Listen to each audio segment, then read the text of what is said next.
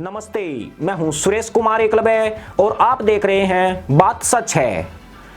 भारत में सामान्य ज्ञान की किताबों में पढ़ाया जाता था कि नेपाल दुनिया का ऐसा मुल्क है जो कभी गुलाम नहीं हुआ, पर अब लगता यूं है कि इन किताबों से यह प्रश्न हटाने का वक्त आ गया है। नेपाल आने वाले वक्त में चीन का गुलाम देश नजर आएगा। प्रधानमंत्री केपी शर्मा ओली ने अपनी निजी महत्वाकांक्षा के चलते इस हिमालयी राष्ट्र को बड़ी मुश्किल में डाल दिया है। उनकी गलत नीतियों की वजह से दुनिया के सबसे बड़े ठग ने यहां पर अपनी कुंडली जमा दी है। न सिर्फ कुंडली जमाई बल्कि अब उसकी तरफ फुफकार भी रहा है। 2010 से पहले पाकिस्तान में भी चीन ने इसी तरह अपना प्रभाव बढ़ाया था। उसने मुल्ला कौम को बड़े बड़े ख्वाब दिखाए और इस ख्वाबों को तहमंद में लपेटकर मदरसा पैदाइश हवाई किले बनाने में जुट गई। पर आज हालत ऐसी है कि पाकिस्तान के एक मुल्ला पर 1,47,000 रुपए का कर्ज चढ़ गया है और पाकिस्तान का रुपया $168 के करीब पहुंच गया है, जबकि 2010 से पूर्व यह भारतीय रुपए के बराबर हुआ करता था। 1989 के दशक में तो पाकिस्तान के रुपए की वैल्यू भारतीय रुपए से भी कहीं ज्यादा थी। पर मुल्ला मुल्क में चीन घुसा तो इसका चूल्हा हर बीते दिन के साथ ठंडा होता चला गया। नेपाल में भी चीन ने तरक्की के ख्वाब दिखाए हैं, मगर जिस देश के शीर्ष नेतृत्व में भ्रष्टाचार हो वहां कितना भी निवेश करे या आर्थिक सहायता बांटी जाए उसके फलने फूलने गुंजाइश बहुत कम है। नेपाल में कहीं ना कहीं यही सब कुछ चल रहा है। पीएम ओली अरबों में खेल रहे हैं, जबकि नेपाली जनता गोबर में गेहूं तलाश रही है। पर इस तमाम रंग भस्म में चीन अपने मंसूबे तय कर चुका है। नेपाल को भारत से भिड़ाकर देश के नागरिकों का ध्यान पूरी तरह बांट दिया गया है। नेपाली बेखबर हैं और लफंडर ओली कर राष्ट्रवाद की पूंछ पकड़कर गहरे समंदर के बीच पैर मार रहे हैं, जबकि चीन ने आराम से नेपाल की जमीन पर लाल झंडे गाड़ दिए हैं। इस बार चीन के विस्तारवाद का शिकार नेपाल का हुमला जिला बना है। इस जिले के नमक्खा गांव में चीन ने गुपचुप तरीके से भवन का निर्माण कर लिया है। भवन भी एक दो नहीं बल्कि पूरे 9 बड़े बड़े भवन बनाए जा चुके हैं। केवल इतना ही नहीं, चीन इस इलाके में नेपाली नागरिकों के आने पर भी रोक लगा रहा है। पर सवाल यह नहीं है कि चीन इस पहाड़ी देश पर कब्जा कर रहा है, यह तो चीन के डीएनए में शामिल रहा है।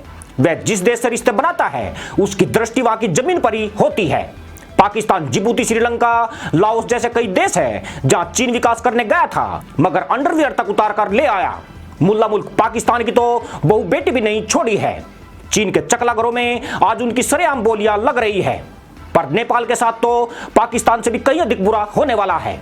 यहां पर चीन ने बहुत सोच समझकर कदम रखे हैं। चीन जानता है कि नेपाल जैसे छोटे देशों को दुनिया के विकसित देश को यह अहमियत नहीं देते हैं। कम आबादी, अशिक्षा और गरीबी के चलते यह देश बहुराष्ट्रीय कंपनियों के लिए भी बड़ा बाजार नहीं होते हैं। शक्तिशाली देश ऐसे देशों को थोड़ी बहुत अहमियत उस हालत में देते हैं अगर वह सामरिक दृष्टि से उनके देशों को पूरा करते हैं। नेपाल में इनमें से एक भी खूबी नहीं है। यह हिमालयी राष्ट्र न बड़ा बाजार है और न ही रणनीतिक तौर पर कोई खास स्थान रखता है। ऐसे में चीन द्वारा यहाँ पर अपनी साजिशों को फलीभूत करना बहुत आसान है। चीन इस देश में खुलकर खेल सकता है, या यूं कहे कि वह पूरी तरीके से खेल रहा है। साल 2006 से पहले तक नेपाल की आंतरिक राजनीति में भारत का बड़ा प्रभाव हुआ करता था। केवल इतना ही नहीं, नेपाल की विदेश नीति भी भारत के हिसाब से चलती थी।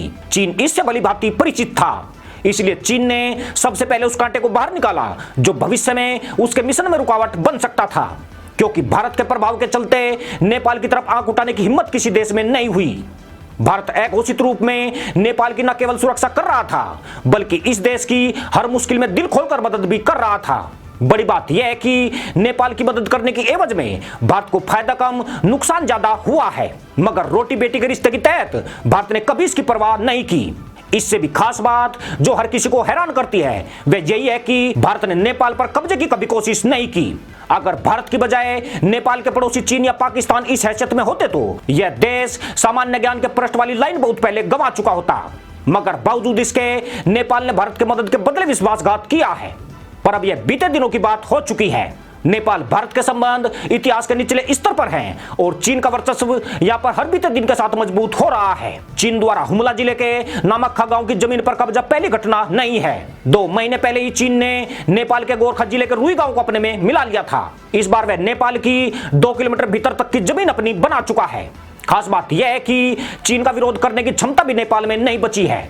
वह सैनिक शक्ति और कूटनीतिक तौर पर चीन के सामने कहीं नहीं टिकता है। इस मुश्किल से उसे अगर कोई बचा सकता था तो वह भारत था, मगर नेपाल ने चीन की चाल में फंसकर अपना सुरक्षा कवच खुद ही खंडित कर दिया है। ऐसे में भारत इस जयचंद मुल्क की हालत देखकर सिवाय मजे लेने के कुछ नहीं कर सकता है। नेपाल की इतनी भी औकात नहीं है कि वह चीन के सामने गर्दन उठा सके। इससे भी खास बात यह है कि नेपाल का सिवाय भारत के कोई दूसरा खास सहयोगी भी नहीं है जो अंतर्राष्ट्रीय मंचों पर नेपाल की आवाज पहुंचा पाए। इसलिए नेपाल चुपचाप अपनी जमीन को गंवाता जा रहा है। चुपचाप इसलिए कि नेपाल कम्युनिस्ट पार्टी कतई नहीं चाहती है कि चाइनीज कम्युनिस्ट पार्टी का एजेंडा जग जाहिर हो। चीन के अतिक्रमण की गतिविधियां नेपाल बॉर्डर के 7 से ज्यादा जिलों में जारी है। चीन इन जिलों में तेजी से अपने कदम बढ़ा रहा है और नेपाली बाउंड्री को पीछे की ओर धकेला जा रहा है। नेपाल के जो जिले चीन की विस्तारवादी गतिविधियों का शिकार हुए हैं उनमें गोरखा, धारचूला, हुमला, सिंधुपाल चौक, शंखुआ, सबा और रसुआ के नाम हैं। चीन ने डोलखा में नेपाल की बाउंड्री को 1500 मीटर अंदर तक धकेल दिया है। कोरलांग में भी कमोबश यही हाल है। धोरचूला जिले के जीव गांव के एक हिस्से को चीन ने कब्जा लिया है। इस गांव के कई घर जो नेपाल में हुआ करते थे अब वे चीनी क्षेत्र में चले गए हैं। बड़ी बात यह है कि नेपाल का कृषि मंत्रालय भी एक रिपोर्ट में चीनी कब्जे की बात स्वीकार कर चुका है, मगर ओली सरकार इतने दबाव में है कि वह चीनी कम्युनिस्ट पार्टी की नाराजगी से बचने के लिए पूरे मामले पर खामोश बनी हुई है। उसकी यह खामोशी चीन की महत्वाकांक्षा को और बढ़ा रही है। खास बात यह है कि नेपाल को ऐसा कोई रास्ता भी नहीं दिख रहा है जिसमें वह चीन के सामने अपनी आपत्ति दर्ज करा सके। नेपाल के हर नागरिक पर 44,892 रुपए का कर्ज चढ़ चुका है। नेपाल पर कुल 733 अरब रुपए का विदेशी कर्ज है, जिसमें 150 अरब रुपए अकेले चीन के बताए जा रहे हैं। इस कर्ज पर चीन 6 से 8% तक का सूद वसूल कर रहा है। चीन ने नेपाल को यह रकम उसके इंफ्रास्ट्रक्चर को मजबूत करने और आर्थिक क्षेत्र के उत्थान के लिए दी है, मगर इससे नेपाल का उत्थान होने की बजाय पतन ज्यादा हो रहा है। नेपाल की जीडीपी 30 बिलियन यूएस डॉलर के करीब है, जिसमें उस पर घरेलू और विदेशी कर्ज जीडीपी का 24% हो गया है। यह इस गरीब मुल्क के लिए कोई शुभ संकेत नहीं है। यानी यह हिमालयी राष्ट्र बिल्कुल पाकिस्तान के नक्शे कदम पर चल रहा है, जो चीन द्वारा दिखाए गए तरक्की के ख्वाब में अपने भविष्य को चीन के पास गिरवी रख रहा है। चीन के विकासवाद का शगुफा भी उसके खिलौनों की तरह चमक दमक वाला जरूर है, पर खिलौनों की तरह उसके चलने की भी कोई गारंटी नहीं है। यानी चले तो 100 दिन तक, ना चले तो शाम तक भी नहीं। भारत ने नेपाल के सिर से अपना हाथ लगभग खींच लिया है। इस देश में भारत की दिलचस्पी लगातार कम होती जा रही है। यूं भी भारत को इस देश से सिवाय क्षति के कोई अन्य लाभ नहीं होता है। नेपाल देता कम है, भारत से लेता ज्यादा है। इस मुल्क ने सदैव भारत से भीख मांगी है। यह पहली बार है जब ओली के नेतृत्व में नेपाल आत्मनिर्भर होने की कोशिश कर रहा है।